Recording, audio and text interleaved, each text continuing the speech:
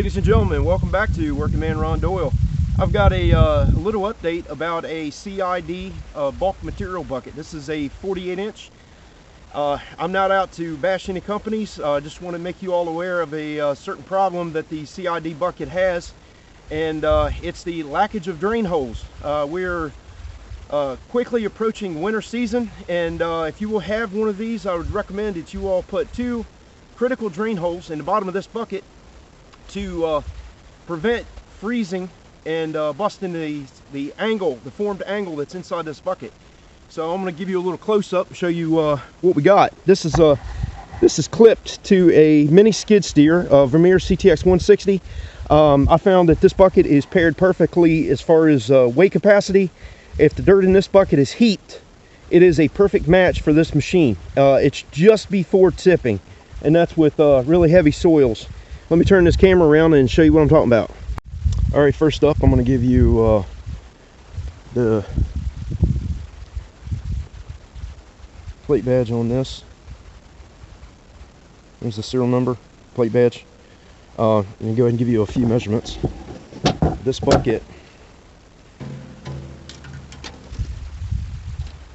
hooked to the outside. You're looking at the outside of the bucket, you're looking at 47.5.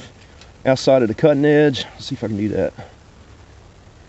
You're looking at 48.5. This is classified a 48-inch bucket.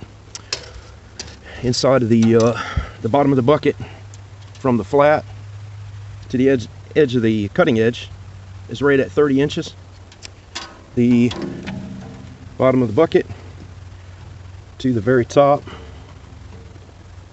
you're looking at about 18 inches. This bucket's pretty stout.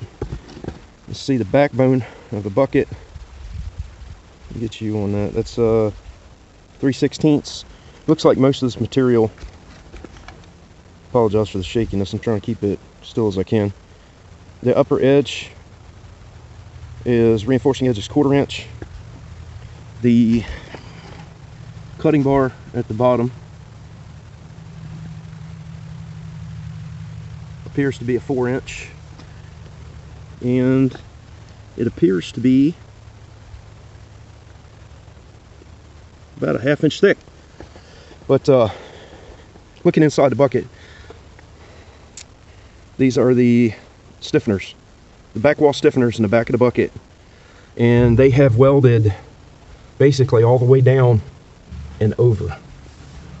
Both of them, all the way down and over. That's a solid weld going across the bottom of each one.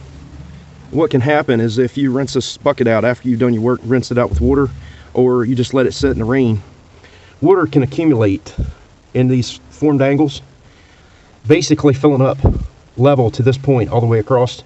If this freezes, you have the potential for this to swell and bust. The same as on this side.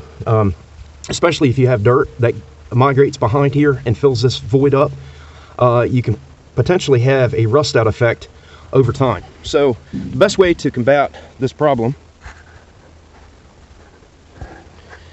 is when you get it, take your bucket, lift your bucket up, tilt it, get yourself a 3/8 drill bit, and look at the heat distortion right here from your formed angles inside of the bucket.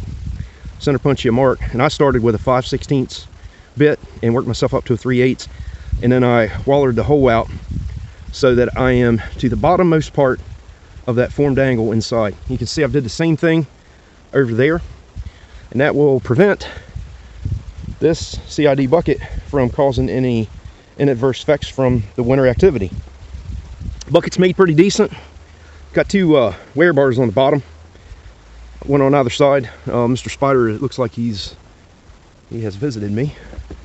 These wear bars are 2 inches wide, and they are 3/8. Get the camera angle right. 3/8 of an inch thick. The bucket is priced pretty competitive to what you would find elsewheres, and like I said, this bucket is paired perfectly with this machine. Awesome combination. I hope this video was helpful and informative to you all about doing a preventative measure for preventing rust out or an accidental bust. Look, y'all have a wonderful and blessed day. Till the next time, stay safe.